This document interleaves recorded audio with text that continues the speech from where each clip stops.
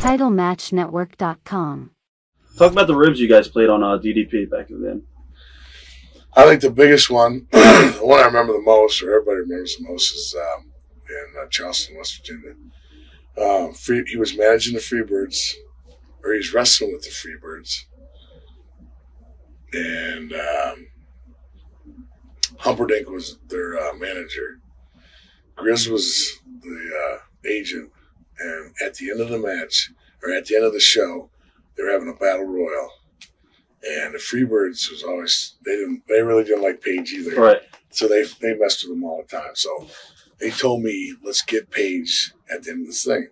So I was second last or something anyway match, but I wasn't in it.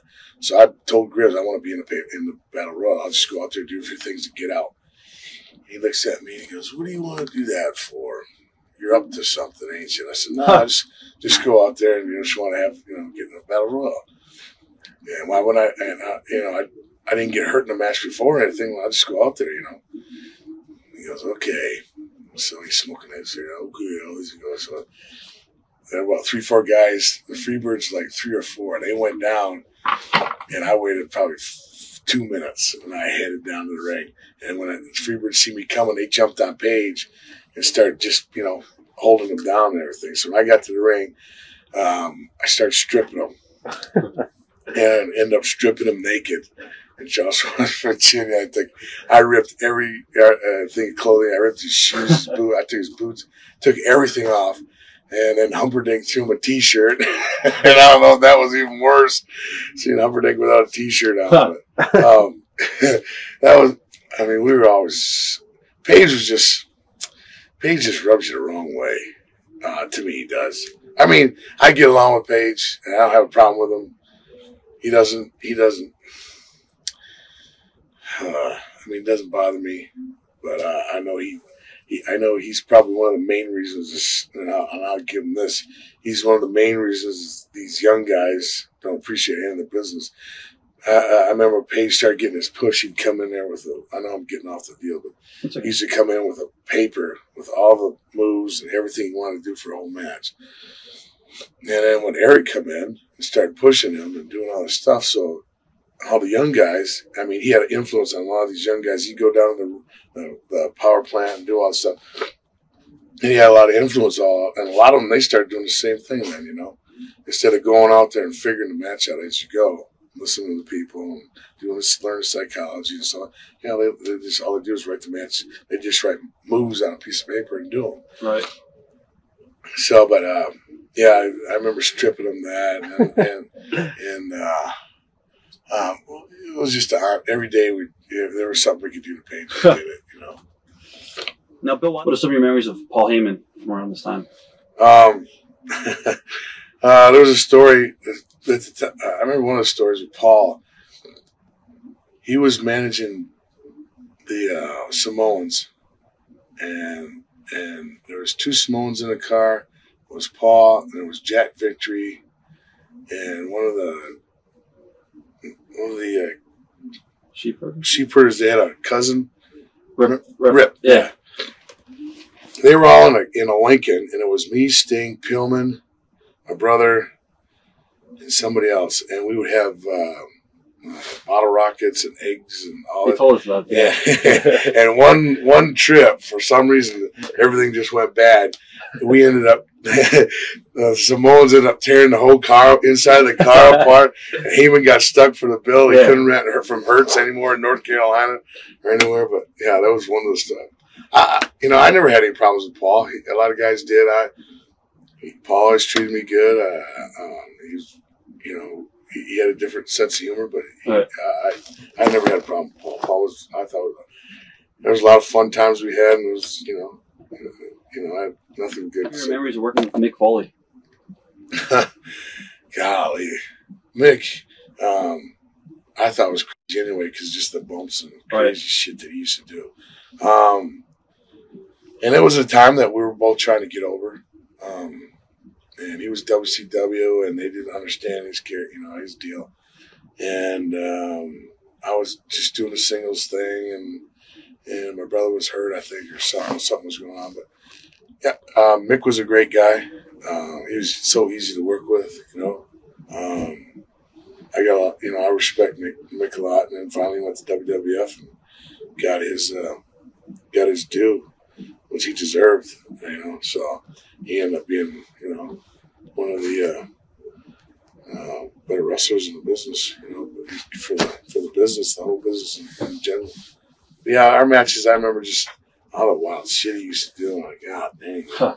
You know, it's like, geez, I can't do some of that. You know, right. I could do all that. You could do it, but I ain't gonna. Memories of your singles program with Lex Luger? You know, I don't have anything, but I like Lex. I think we worked, you know, they weren't bad. I think there's a couple times I remember Dusty cutting the matches short, and that kind of pissed me off. You know, I know Lex got a bad rap about, you know, having a good body but couldn't work or do anything. I got along with Lex. You know, I was still good friends with Lex. I got nothing bad to say about Lex. I know a lot of people do say he was overrated to get paid, but everybody makes their own deals, you know. Right. And Lex has always done everything in the ring I wanted to do. You know, he never hurt me, or he never took a goofy bump, or never went up on a slam, or never tried to do anything malicious. You know, he was always straight up. So, Lex is. I still respect Lex a lot. What are your memories? How did Sting change over time with success? Not at all. Didn't change a bit. I think Sting matured a lot. I mean, he was always he never said much. He was quiet. Him and I learned a lot of lessons together, you know, on the road and in the locker room and everything that has to do with the business. You know, we learned a lot. But he was still the same guy he was then he is now. What are your memories of Terry Funk during this time? I remember going to his house and having parties out at his house with his family. We went to Lubbock and Amarillo and all that. I really did. I liked Terry a lot. I thought he was pretty much straight up guy. I just couldn't understand the crazy bumps he took for, you know, his age and everything. Right. You know, a nice family. You know, my brother went out with one of his daughters. Yeah, Terry. I thought Terry was pretty much straight up guy. Your memories of Tom Zenk and Brian Pillman? Well, like I said, I went up to Montreal with Zenk, and that's where I met him, and he was actually pretty nice to me up there. And I remember him and my brother got to be good friends up there down in WCW when he was here. Brian, I helped Brian get his first apartment there, and I gave him some furniture, and actually pretty decent friends with Brian when I was there the first time. Him and Zenk both. Scotty was better friends with Zenk than I was. And I knew Brian's girlfriend at the time, and had a little girl, and then, you know, we knew her, and I helped him out, you know, quite a bit. And then, but then when we left for New York, I know he had a lot of problems with his wife at the time, and I think he kind of flipped a little bit. And things started going down, and then he got in an accident with the Hummer and screwed his foot up. You know, even when I knew Brian, he you know, he used to, you know, we talked, you know, Cincinnati, he used to play with the Bengals and, you know, and stuff like that. And I had some guys from Michigan that played with them and at there. And so, you know, we had a lot of, you know, athletic things in common, you know, just the college days and stuff.